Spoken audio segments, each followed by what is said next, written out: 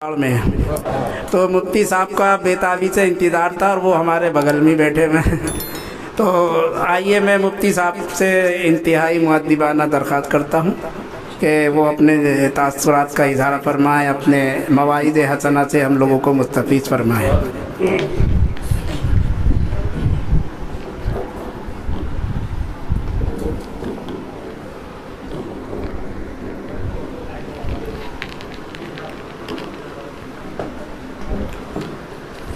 अस्सलामु अलैकुम वरहमतुल्लाहि वबरकातुहू। बिस्मिल्लाहिर्रहमानिर्रहीम। अल्हम्दुलिल्लाहि वकफ़ा व सलामुन अला इबादिहिल्लज़ीना इस्तफ़ा। अम्मा बअदु फ़अऊज़ु बिल्लाहि मिनश शैतानिर रजीम। बिस्मिल्लाहिर्रहमानिर्रहीम।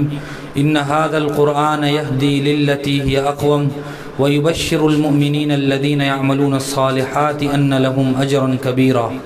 वक़ाल नबी सल्लल्लाहु अलैहि वसल्लम इक़रउल क़ुरआन फ़इन्नहु यअती यौमल क़ियामति शफ़ीअन लिअस्हाबिही औ कमा क़ाल सल्लल्लाहु अलैहि वसल्लम। मोहतरम बुज़ुर्गों, दोस्तों, मेरे दीनी और ईमानी भाइयों, अल्लाह तबारक व तआला ने इस्लामी कैलेंडर के हिसाब से साल में 12 महीने बनाए हैं। उनके मुख्तलिफ़ नाम हैं, मुहर्रमुल हराम, सफ़रुल मुज़फ़्फ़र, इस तरह आप लेते चले जाइए। लेकिन उन 12 महीनों में सिर्फ़ एक महीना है जिसका नाम अल्लाह तबारक व तआला ने कुरान मजीद में ज़िक्र फरमाया है, और वो वही महीना है जिस महीने से हम सब गुज़र रहे हैं, शहरु रमज़ान अल्लज़ी उन्ज़िल फ़ीहिल क़ुरआन। इस रमज़ानुल मुबारक की फ़जीलत के लिए, अज़मत के लिए यही बात काफ़ी है कि इस माह मुबारक में अल्लाह तबारक व तआला ने अपनी ज़ात से निकला हुआ मुक़द्दस कलाम कुरान मजीद नाजिल फरमाया है। इसी कुरान मजीद की बाबरकत निस्बत पर आज हम यहाँ जमा हुए हैं कि आज अल्लाह तबारक व तआला का ये कलाम मुकम्मल हुआ है। अगर आप गौर करें तो दुनिया में बेशुमार मज़हब और धर्म दुनिया में मौजूद हैं, जैसे जैनिज़्म है, हिंदुइज़्म है, सिखिज़्म है, यहूदीज़्म है, और सैकड़ों आप नाम लेते चले जाइए। और उनकी जो धार्मिक और मजहबी किताबें हैं उनका भी आप तज्ज़िया कीजिए।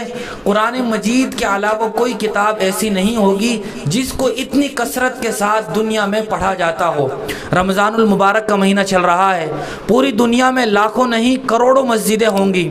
हर मस्जिद में रमज़ानुल मुबारक में एक नहीं कई कई कुरान मजीद पढ़े जा रहे हैं। सिर्फ मस्जिद में नहीं, घरों में, दुकानों में, मकानों में तरावियाँ हो रही हैं। इसके अलावा घरों में, मस्जिदों में बेशुमार कुरान मजीद पढ़े जा रहे हैं।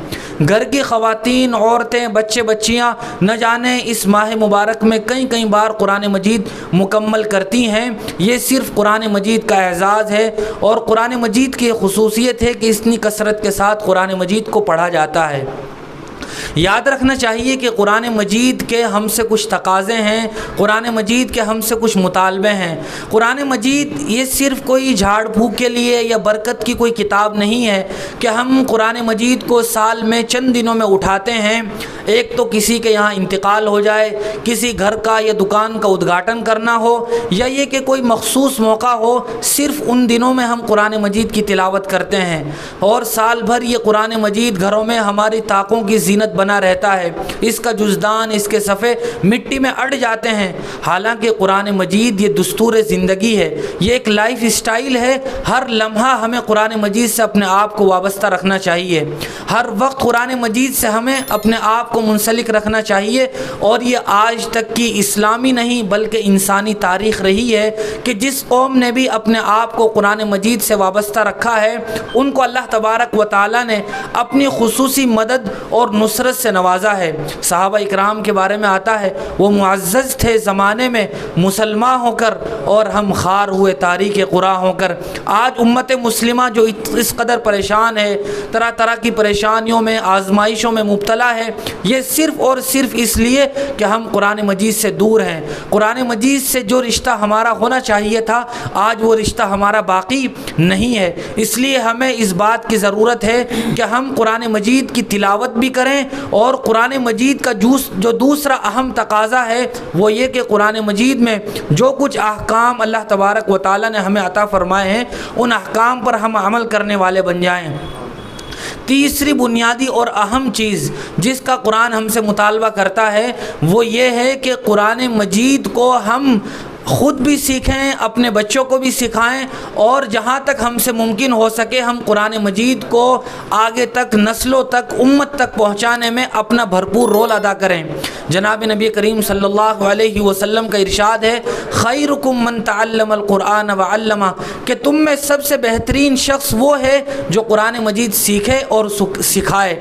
लिहाजा हम में से हर शख्स इस बात की कोशिश करे और इस बात का पक्का अज़्म मुसम्मम करे कि मैं अपने बच्चों को, अपनी बच्चियों को कुरान मजीद सिखाऊंगा। हम में से कोई आदमी ऐसा न रहे कि जिसके घर में कोई ऐसा आदमी, ऐसा फ़र्द, ऐसा बच्चा मौजूद हो जो कुरान मजीद की तिलावत करना न जानता हो। यह कुरान मजीद, इसका एहसास, इसकी कदर व मंजिलत का, इसकी बरकत का हमें उस वक्त होगा जब हमारी आंखें बंद हो चुकी होंगी और हम इस दुनिया से रुखसत हो चुके होंगे और हम कब्र में, आखिरत में किसी बात के मोहताज नहीं होंगे सिवाय इसके कि दुनिया में रहते हुए कोई आदमी हमें कुछ पढ़ कर बख्श दे, हमारे लिए कोई इसाले सवाब कर दे। अगर हमने अपनी औलाद को कुरान मजीद सिखाया होगा, हमने उनको कुरान मजीद की तालीम दी होगी, हमने उनको कुरान मजीद के हवाले से, उसकी बरकत से, उसकी अज़मत से आगाह किया होगा, तो ये औलाद हमारी हमें इस दुनिया से जाने के बाद कुरान पढ़कर बख्श सकेगी। बहुत सारे ऐसे लोग होंगे कि जिनके वालिदैन या उनमें से कोई एक फ़िलहाल दुनिया में मौजूद नहीं होगा और वो कुरान मजीद पढ़ना नहीं जानता, तो उसके दिल में यह हसरत और कसक उठती होगी कि काश मैं कुरान मजीद जानता, मैं कुरान मजीद की तिलावत कर सकता, तो आज मैं अपने वालिदैन को कुरान मजीद पढ़कर बख्शता। लिहाजा हम में से हर इस बात की कोशिश करे कि वो कुरान मजीद ख़ुद भी सीखे, अपने बच्चों को भी सिखाए, अपने पड़ोस में मकतब, मदरसा जो चलता हो उसका ताउन करे, हाफिज़ों के ख़र्चे में ताउन करें कि वो कुरान मजीद पढ़ सकें, सीख सकें और आने वाली नस्लों तक जो भी वो कुरान मजीद दूसरों को सिखाएंगे उसका सवाब भी हमारे खाते में इंशाअल्लाह लिखा जाता रहेगा। ये जो कुरान मजीद मुकम्मल हुआ है, ये बहुत ही खुसूसी मौका होता है। हम इस मौके पर अल्लाह तबारक व तआला से आजिज़ी के साथ, इनकिसारी के साथ दुआ करें, अल्लाह तबारक व तआला हमारी तमाम जायज़ मुरादों को, आरज़ुओं को पूरा फरमाए और कुरान मजीद के दुस्तूर के मुताबिक, शरीयत के मुताबिक हमें अपनी ज़िंदगी गुजारने की तौफ़ीक़ नसीब फरमाए। व आखिरु दावाना अनिल हम्दुलिल्लाहि रब्बिल आलमीन।